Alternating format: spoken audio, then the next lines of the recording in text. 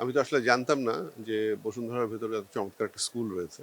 সেটাই উপলক্ষে দেখা হলো। তারপরে আমি যারা ছবি আঁকছে তাদের ছবি আঁকা অনেকক্ষণ দেখলাম। আমি নিজে এই জীবন অনেক দিন ধরে কাটাচ্ছি। আমি ৭১ সালে আমি আর্ট কলেজে ভর্তি হই। তার মানে এত কাল ধরে এই চর্চার মধ্যে রয়েছি।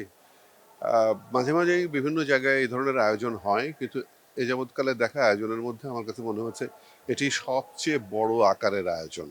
এত সংখ্যক শিশু আমি কোথাও দেখিনি যে একসাথে ছবি আঁকছে। ব্যক্তিগতভাবে আমি একটা বিষয় মনে করি যে বাচ্চাদেরকে ছবি আঁকার বিষয় ঠিক করে দেওয়াটা ঠিক নয়। তাদের স্বাধীনতাটা এটা হরণ করা মনে হয়। তারপরেও একটা বিষয় আবার মনে হয়েছে একই সঙ্গে, এই বিষয় ঠিক করে দেওয়াতে একটা লাভ আছে। আমরা সকল বিষয়কে যারা বড় তারা নানাভাবে ব্যাখ্যা বিশ্লেষণ করি। সেই ব্যাখ্যা বিশ্লেষণ যে সব ঠিক, সবসময় ঠিক তা কিন্তু নয়। এই শিশুরা যেহেতু সরল, সৎ, সুন্দর, তারা যেভাবে আঁকে সেটির মধ্যে আসলে আহ, সত্যটা থাকে। মানে আমরা শিখতে পারি যে আমরা কোনটা ভুল বলছি, কোনটা ঠিক বলছি।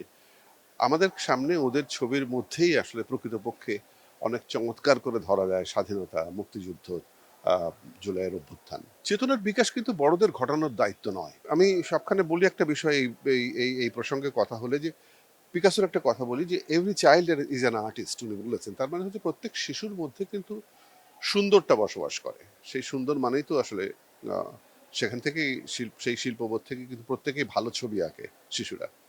আমরা হয়তো বিচার আচার করি যে কে ভালো আঁকলো কে কম আঁকলো, কিন্তু আহ, সত্যিকার অর্থে ওরা সুন্দর করে ছবি আঁকে, প্রত্যেকে নিজের মতো করে আঁকে, এবং ওদের আঁকা যদি খুব মনোযোগ দিয়ে আমরা দেখি। একমাত্র স্মার্ট সিটি বসুন্ধরা, আধুনিকতায় এক ধাপ এগিয়ে। তাহলে আমার যেটা মনে হয় সেটা হলো বড়দের ওদের আঁকা দেখে শিখবার আছে। ওদের একটা রেখা যদি কোনো প্রখ্যাত শিল্পী হুবহু একটা রেখার অনুকরণ করতে চান তা কিন্তু পারবেন না, কারণ ওই যে সারল্যের একটা শক্তি আছে সেটা খুবই অসাধারণ। ওদের যে আহ, ভেতরে যে বোধটা থাকে, যে চেতনাটা থাকে, সেটা বড়দের ভাবনা আসলে নষ্ট করে। কারণ আমরা তো যারা বড় হয়েছি দাবি করি, তারা তো প্রকৃতপক্ষে ভাবনায় খুব বড় হতে পারি না। আমাদের নানান ধরনের আহ, স্বার্থ থাকে, ভালো মন্দের বিচার করি, এবং সেই বিচারগুলো ওদের মধ্যে আবার প্রবেশ করিয়ে দিই, তাতে ওদের ক্ষতি হয়।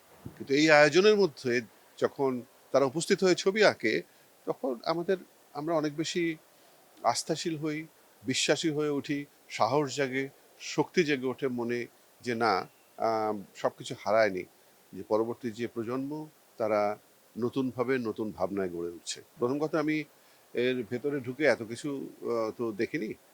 আমি দেখে প্রথমে চমকে গেছি যে এই এত বড় একটা স্কুল এখানে আছে। আর এত বড় আয়োজনটা করা কিন্তু আহ, অনেক অনেক বেশি যোগ্যতার দরকার হয়।